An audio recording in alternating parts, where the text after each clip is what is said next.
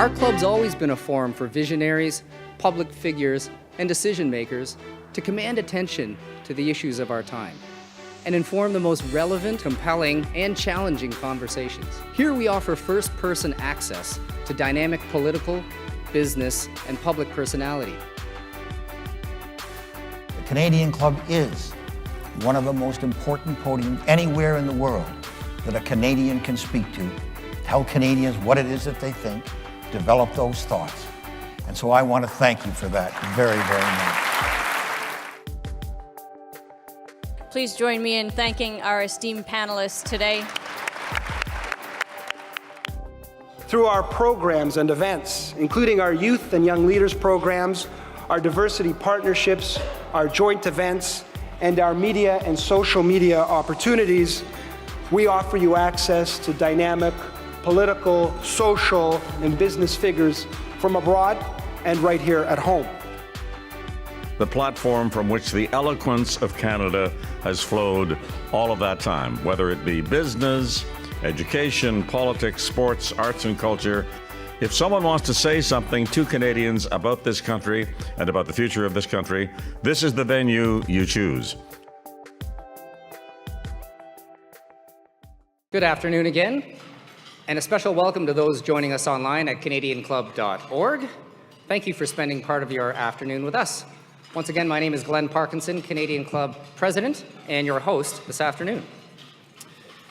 We're grateful to our sponsors, EY, CIBC, and Canadian Bankers Association, who support our events and make today possible. Our official airline partner is Air Canada, who I'll also recognize, and Canada's Forest Trust Corporation partners with us to make our entire season carbon neutral. So thank you to our sponsors for making this happen. Now, today's a special event at our club. We often explore and debate issues, whereas today we're celebrating achievement and contribution. However, as always, we encourage you to ask questions. Our honored guest has built a legacy that is wide-ranging and impactful, and I'm sure there are many, many questions you'd like to ask him and our moderator today, so please use the question cards in the center of your table. Jot down your question and hold it up, and we'll bring it into the discussion. Similarly, for those of you online, on the right-hand side of your screen, there's a button that says click to submit question, so if you do that and submit a question, we'll also bring it into the moderator. And now it's my pleasure to introduce our guest of honor. Peter Gilgan needs very little introduction, so I'll try to keep my remarks or the details brief. One of 7 children of Ed and Mary Gilgan, Peter grew up in a tight-knit family that instilled in him an appreciation of the value of hard work and a generous community focus.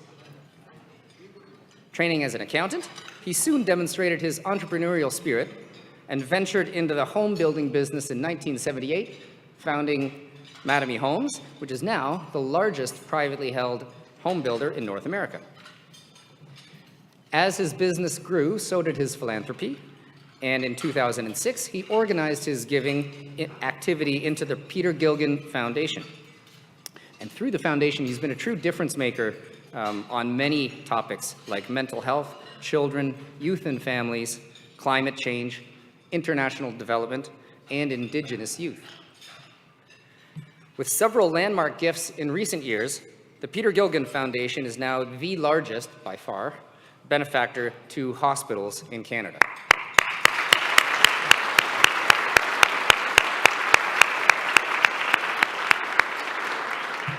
And I'll recap some of these in a moment because the scale of the generosity is really something.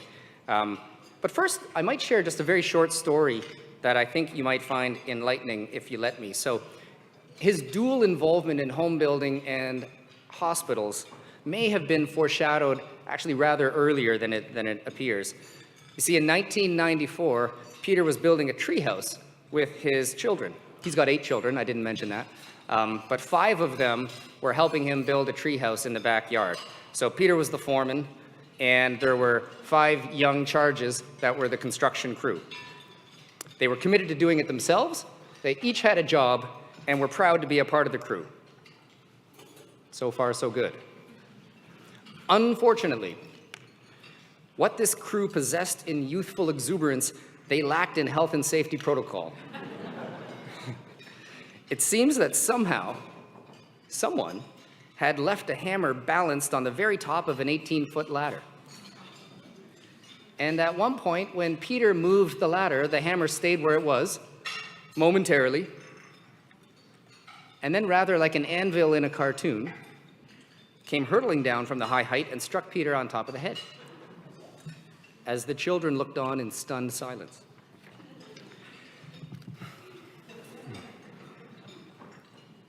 Now, the passage of time does things to one's recollection of the facts.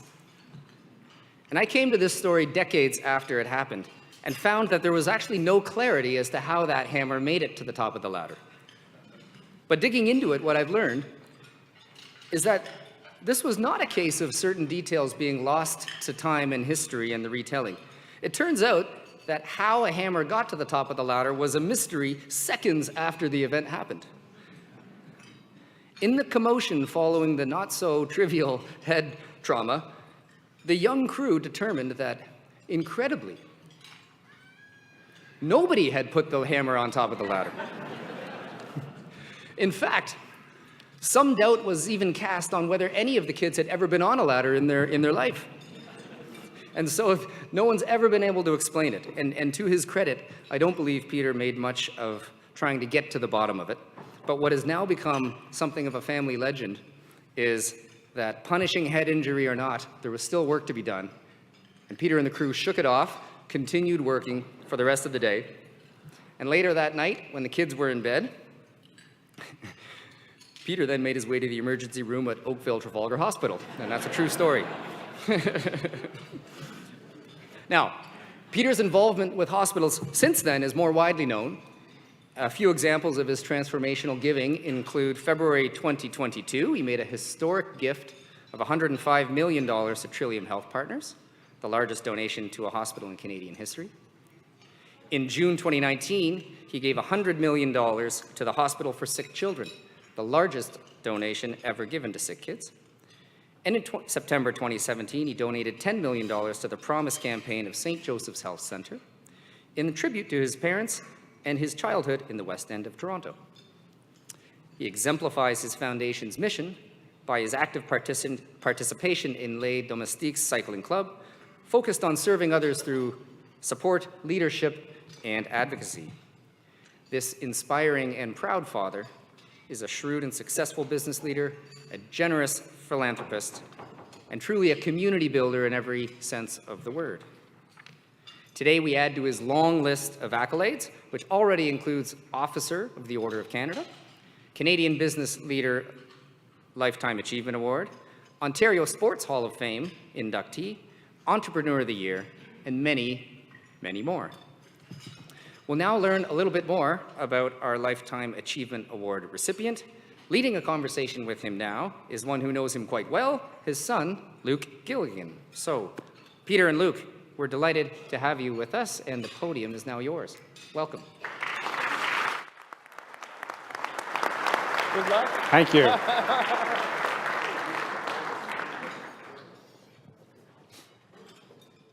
We are in for it now.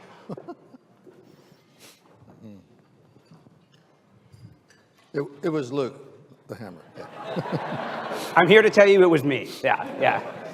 Well, there was a production schedule to work with, right? You couldn't stop that. The cycle time was really important. You know, get that thing finished. I wasn't the one that left the hammer, but I was the one that found the receipt in the car a few days later from the hospital that said skull draining.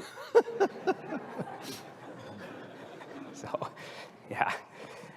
So it's my pleasure to be doing this afternoon. I will give one caveat, which is over the weekend we both participated in some of the Ride to Conquer Cancer, along with a number of folks here. And then on Saturday night had a bachelor party. So if we're fighting the fog of war up here, that's why a little bit. It's a long weekend. I will also say that none of this is prepared. We always prefer to keep things kind of casual and fluid. That's certainly my intention today. I have a couple of questions here that I've prepared that hopefully kick off the conversation, but really would encourage you to complete the pages on your tables, and I can synthesize and get any other interesting questions up, then I certainly will. The last thing is that as soon as the domestiques found out I was moderating, they immediately came up and said, "Are you going to roast him? Are you going to roast him?" No, I will not be roasting him. I'm sorry to disappoint 3 tables here. You ready? All right. So Glenn did a really nice job of listing off a number of the honors that you've been given, including sort of a string in the last recent years, a number of Lifetime Achievement Awards, the Chamber of Commerce, the Warchide Lifetime Philanthropy Award, and now, of course, Canadian Club Lifetime Achievement Award. How do you think about that, all of these Lifetime Achievement Awards? What kind of thoughts come to mind, and how do you reflect on that? I would say one thing that I always pity people that get Lifetime Achievement Awards, because the inference is that they're kind of done. So I prefer to just use the word Achievement Award and forget the lifetime part. Yeah. Okay. And it's an honor and a pleasure and all that good stuff. And we have to, modify one drawer in the closet for yeah. But it's unbelievable. So you don't see it as a, here's your hat, here's your coat, there's the door, Lifetime Achievement Award, you're done now. You don't feel that way? No, there's still a lot more honors to receive. Yeah. There we go.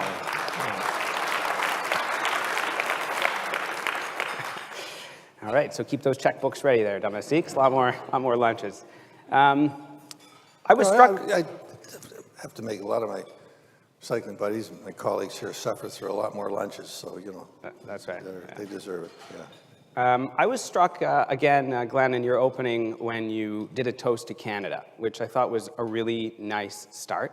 And it's not something that I will say I've seen very often. I thought it was really nice, and then made me think that as a proud Canadian yourself, despite the fact you have a very large U.S. operation as well, in what ways do you think being a Canadian has shaped your identity and your philosophy to business, for better or for worse? I only know 2 countries that we do business in, like Canada and the U.S. And until you start doing business, and I'm going to come out of a roundabout way. Until you start doing business in the U.S., you assume that things are quite similar, but in fact they're not.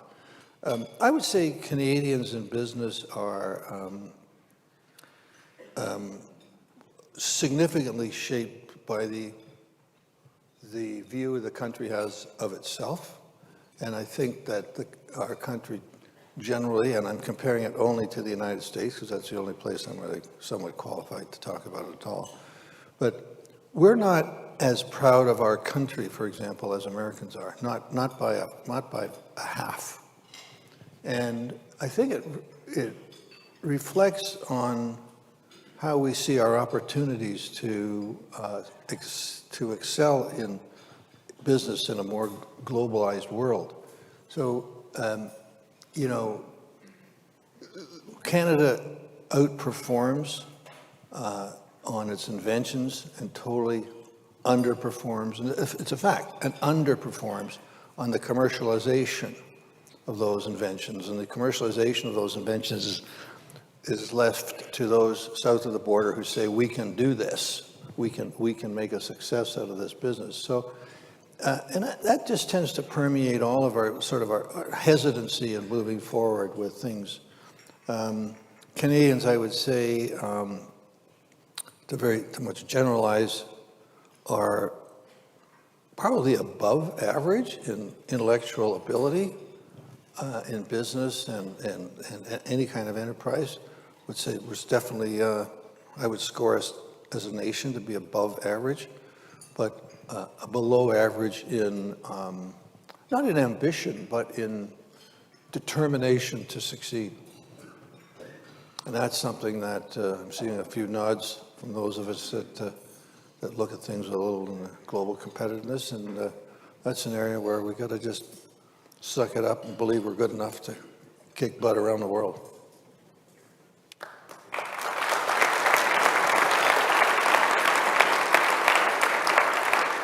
So I had a follow-up, which was, what's your call to arms? But it sounds like the call to arms is kick butt, everyone. Okay, got that? Kick butt.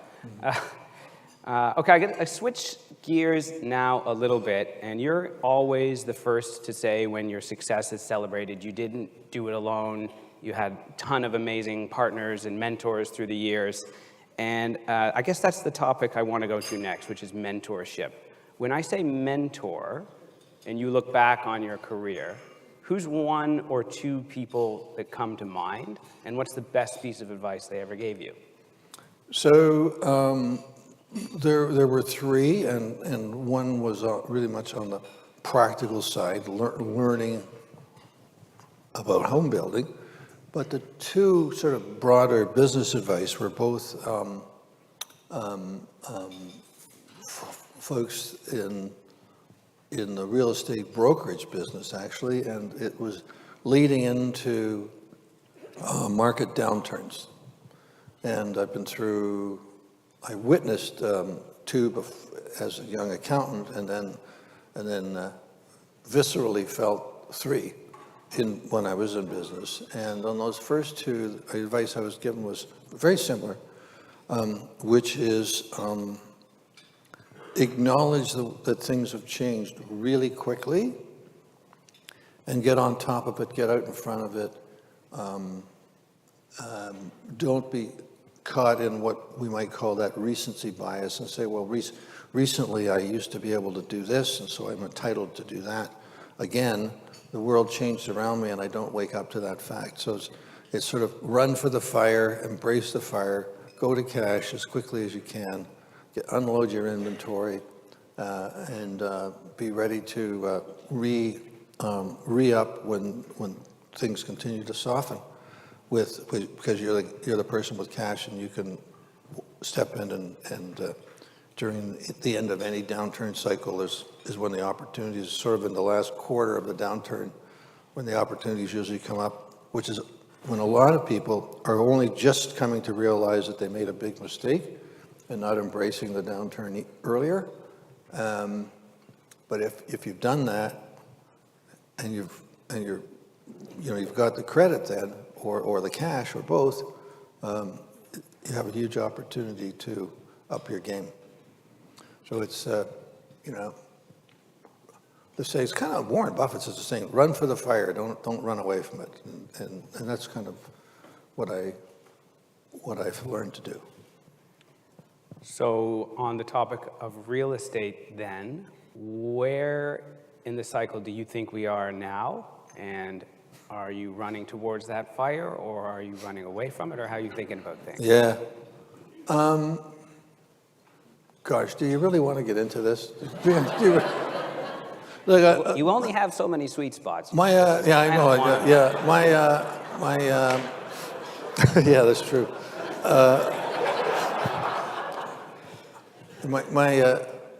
My dismissive answer is I'll let you know when it's over. I'll be able to tell you when it's over. I'll look backwards. I'll be a great predictor. prognosticator. But, yeah. Very good. But seriously, so two countries, two different environments.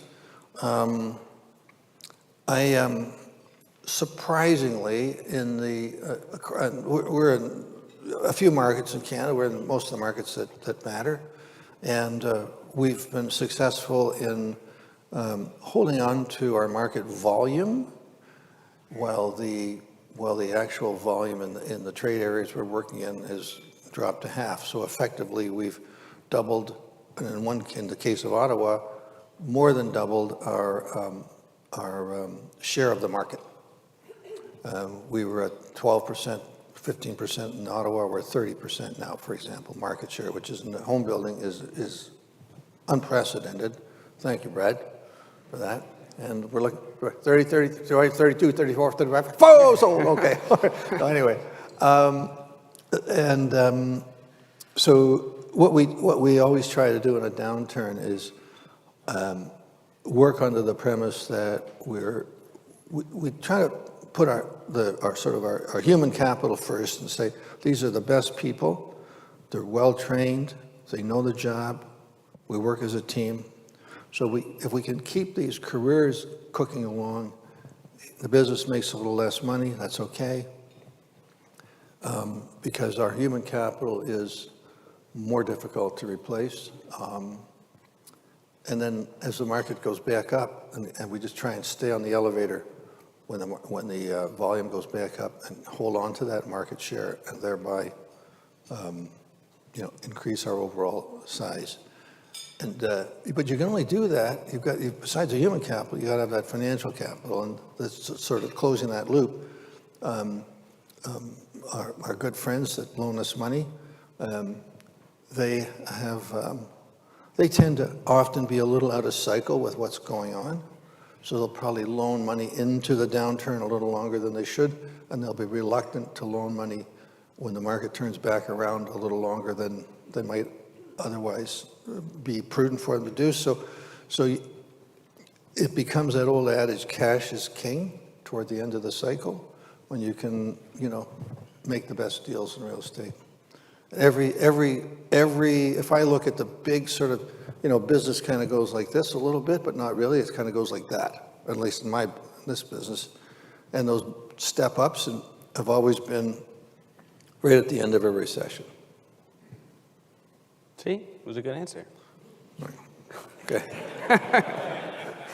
I had one more question on mentorship, and maybe you just already covered it, so if you have, just say skip. But I know you enjoy mentoring other young entrepreneurs quite a bit, and I wonder if there is either one thing you consistently see that people misunderstand about entrepreneurship, or one consistent advice that you now give out to young entrepreneurs. So, you cannot teach entrepreneurship, in my opinion. You can't teach someone how to be an entrepreneur. You can teach people the tools. There's a big distinction. You can teach people the tools which will allow them to be successful in entrepreneurship. But wanting to be an entrepreneur isn't something you can learn in school. Wanting to be is something, it's in your bones, it's in your DNA. You can't take someone who's not wired to be an entrepreneur and say, hey, here's $25 million, go be an entrepreneur. It just doesn't work, in my opinion. Great. There are a number of people that, and I hear this a lot. Like I'll see in people the capability beyond often what they see in themselves. I find that all the time. And I'll encourage people to really examine what they're really capable of. But having said that, whether they have the internal fortitude, the internal courage to act on that, or whether they're overwhelmed by the fear of failure and can't move forward with an entrepreneurial adventure, that's up to the individual. And I see that very, very often in the folks that I talk to. Great. I'm going to shift now to some more family-related topics, and I'm going to ask this question that I used to get asked a lot, and I get asked a lot less now that we work together. And for the record, this is not me grinding a personal axe here, okay?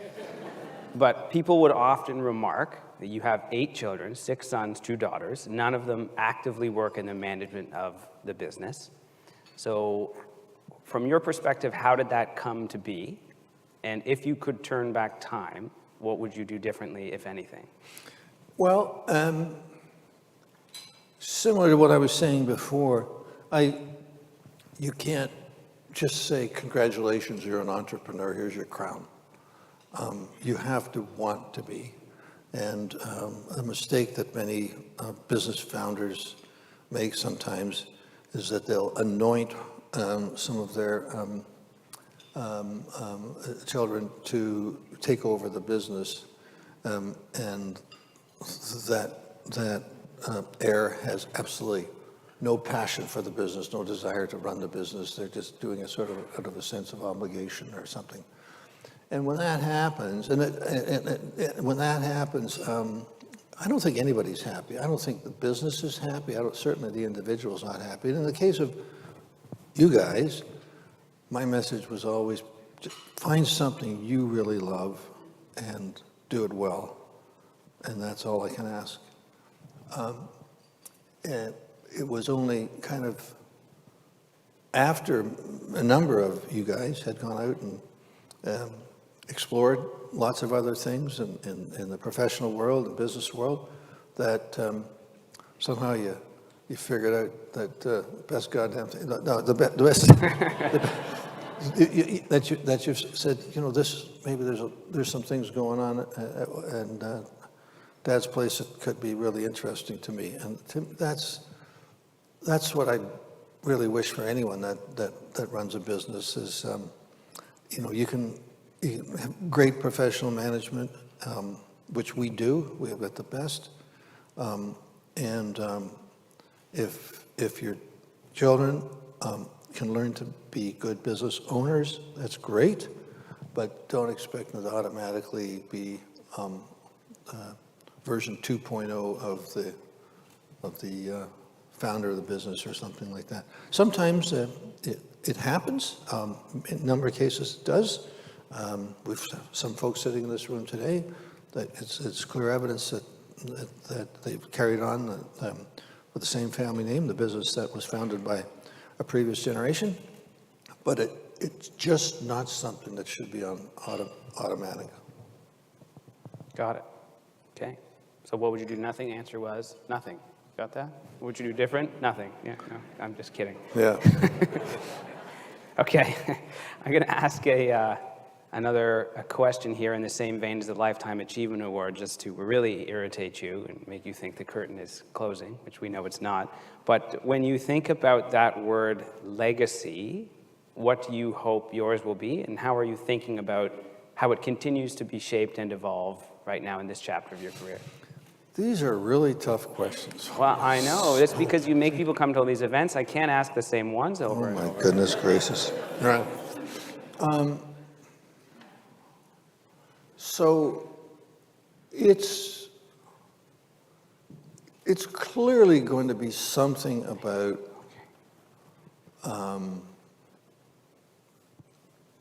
what I'd like it to be is someone who's a citizen of the world, passionate about helping the world to improve, and I firmly believe that the world improves through improvement in their economic circumstance.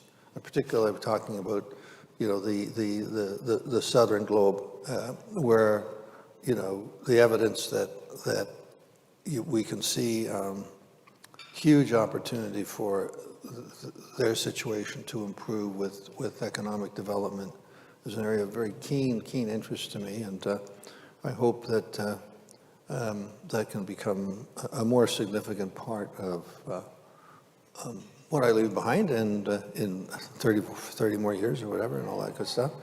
And not just leave behind, but leave behind what we call kind of the ripple effect of it, that others have become engaged in somewhat through our efforts, my efforts, and our efforts in the foundation, that others and some others in this room become more engaged in contributing to improving our planet. Great. So two follow-ups, I think, can come out of that. I'll start with the philanthropic side. I have received a few questions on that from the crowd as well, which I appreciate. So what inspired you to start on your philanthropic journey, and kind of what continues to encourage you to continue to invest so much, personal financial resources into philanthropy? So really, it's just really out of, really it started out as just a sentiment, really, a sentiment of gratitude that I'd done just in the first 2 or 3 years in business. I'd done way better than I expected, and I saw an opportunity to try and say thank you to a particular institution that had brought me a lot of joy, and it was called Joseph Brand Hospital in Burlington, where a bunch of you buggers were born. A bunch of you guys, anyway. And it wasn't necessarily the most analytical decision. It was really kind of a sentiment sort of thing that seemed like a miracle that mother would go in there and looking a little distressed, and a day later there'd be this gift, screaming there.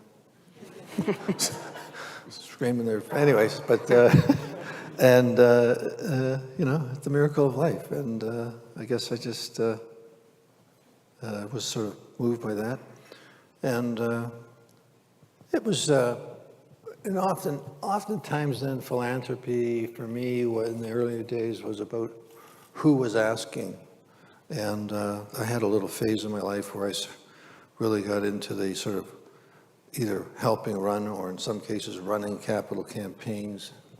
And I found that to be a miserable job.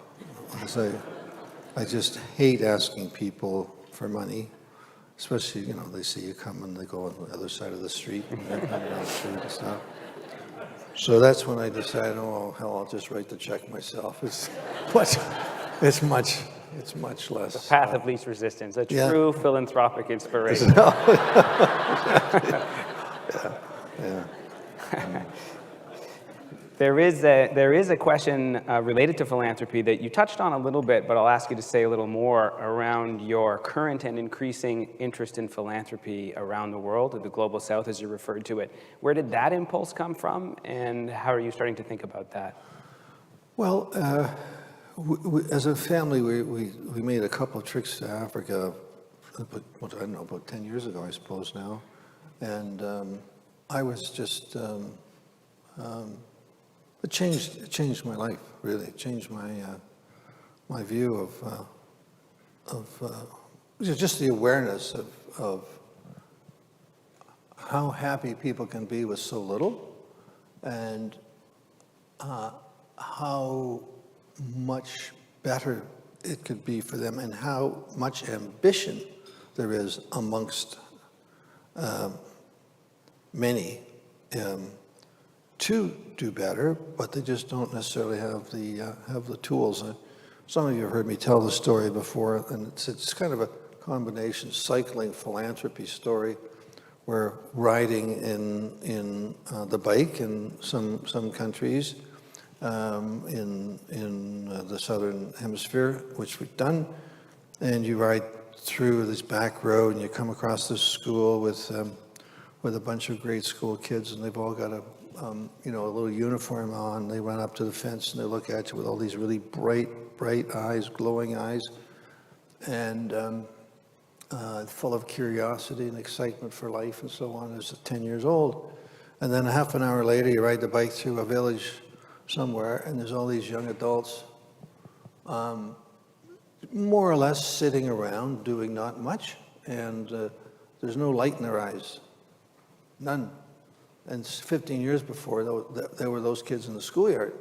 So, and I see it time and time again, and the issue to me is they're just, because there's no opportunities for them for employment, there's no career for them, and it's usually, you roll it back, say, why is that? And it's often because they didn't get an education, because so they're not qualified to do anything except extremely menial manual work, very ungratifying for most of them. So it's not okay. You kind of put two and two together and say, well, maybe education is kind of the key to economic prosperity in many cases. Not in every case, but in many cases that 2 + 2 kind of thing makes 6, and that's been a big sort of influence for me. Okay, so last question on philanthropy then. If there's someone in the audience with a little bit of extra change burning a hole in their pocket, starting to think about getting started on their philanthropic journey, what advice would you give them?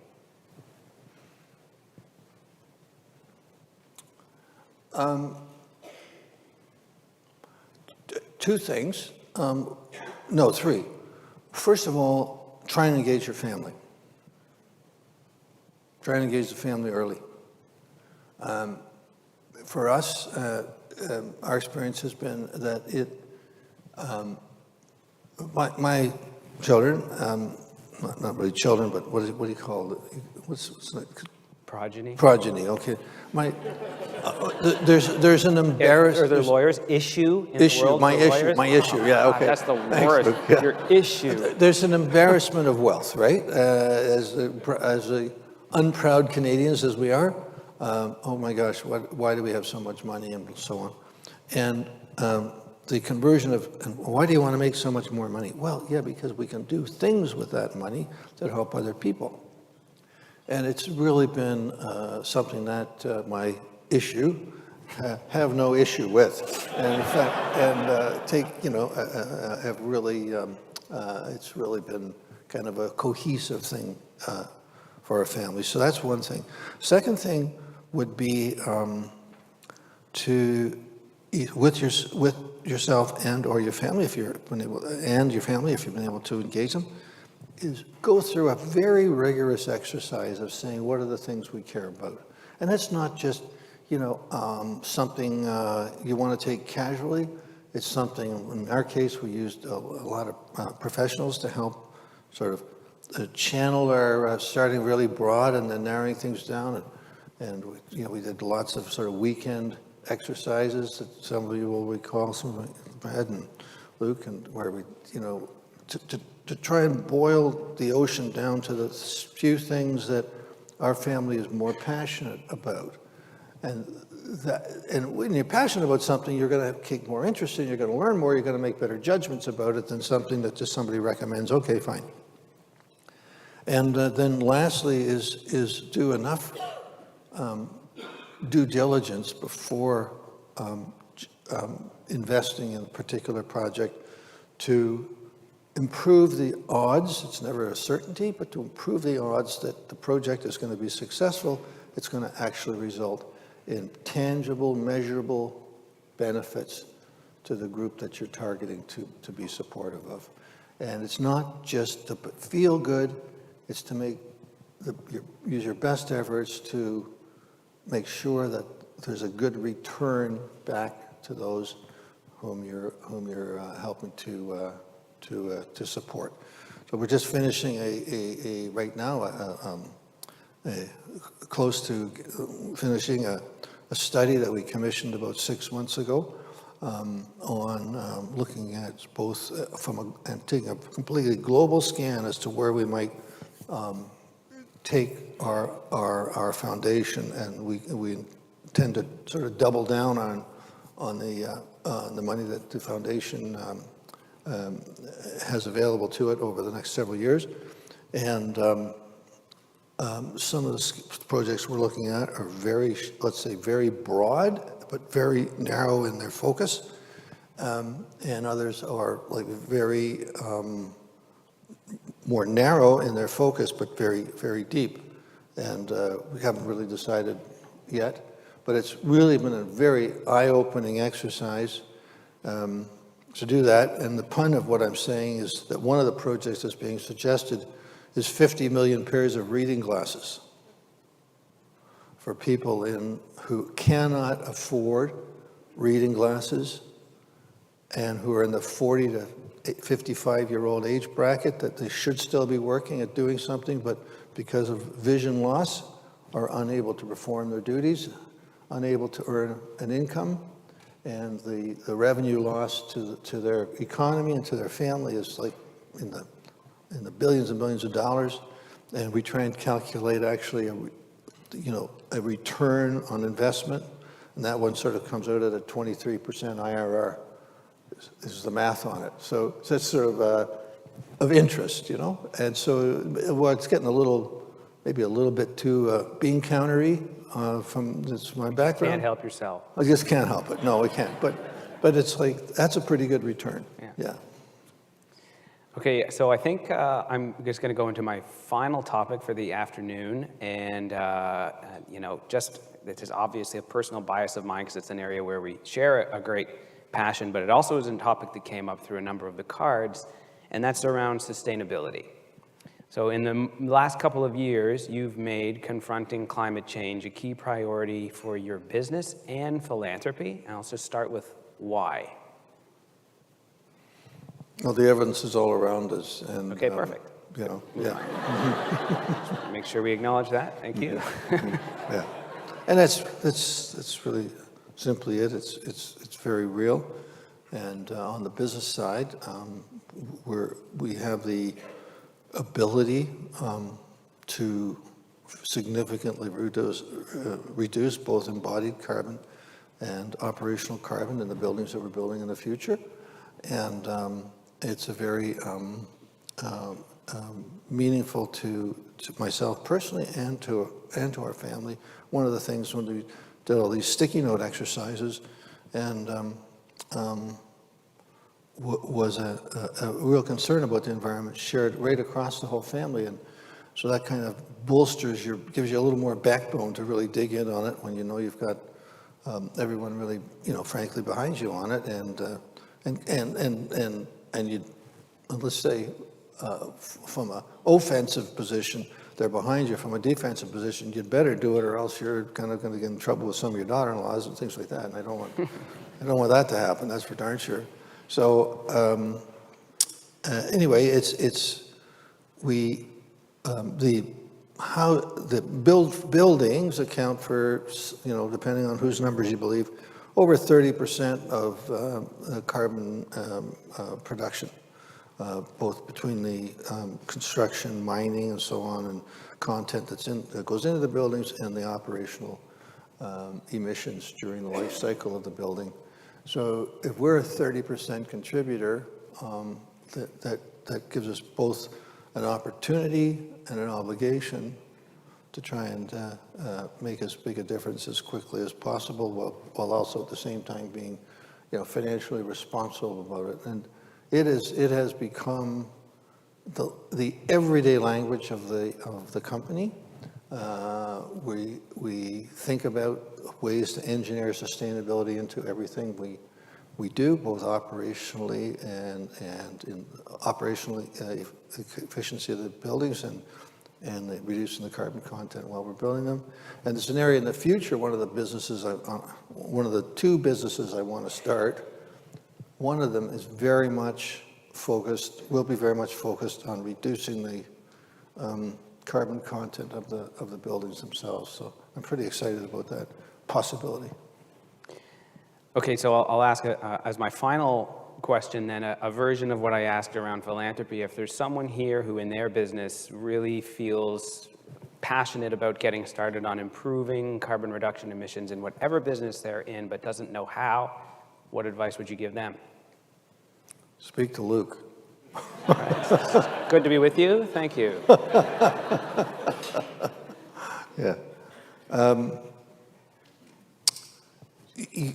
That so much varies with the business you're in, because you might be able to directly affect carbon emissions, depending on if you're producing things or building automobiles or something like that. Or you might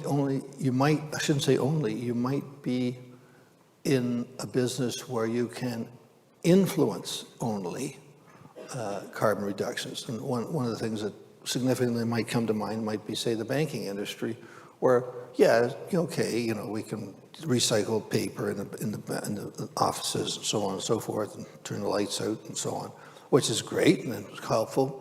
But as a percentage of the ability to influence, if industry, if the credit industry, favors green projects and so on, they can have massive influence on the ability for certain green projects to go forward.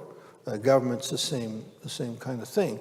The government itself can't, because they don't make anything except more taxes.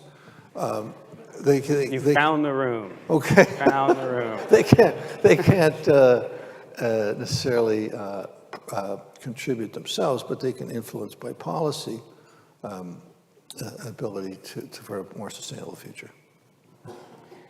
To those that submitted questions I didn't get to, I'm sorry, but we are out of time. I will just close by welcoming Glenn back up and saying honestly, it was a great honor to have been asked to do this. I appreciate you inviting me to do it, and I think I can speak on behalf of the crowd when I say we all appreciate your openness and candor, and congratulations on the award. Thank you.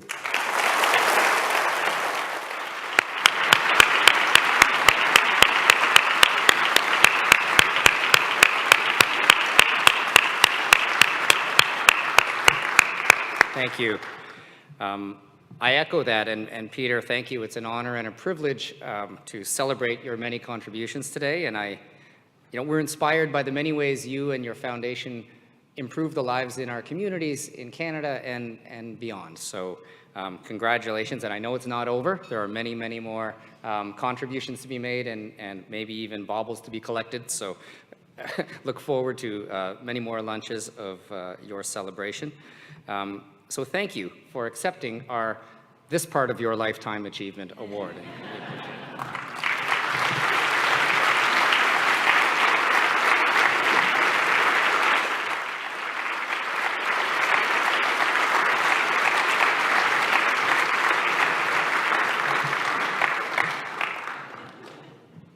And as you exit, Luke, thank you for providing such an enlightening and entertaining conversation and view of your father. We appreciate that immensely. Before we close, I'd like to draw your attention to 3 events coming up very shortly. On Wednesday, we welcome the President and CEO of TELUS, Darren Entwistle, to our podium. Thursday, the Honourable Seamus O'Regan, Federal Minister of Labour and Seniors, will be with us. And then next Monday, June the 17th, in the evening, we have our annual Pride event. And this one will be a discussion with Rainbow Railroad. Please visit our website at canadianclub.org for more information. Thank you to VVC Live, our AV partner, for facilitating today's event. And one more thank you to CIBC, EY, and the Canadian Bankers Association for your support today.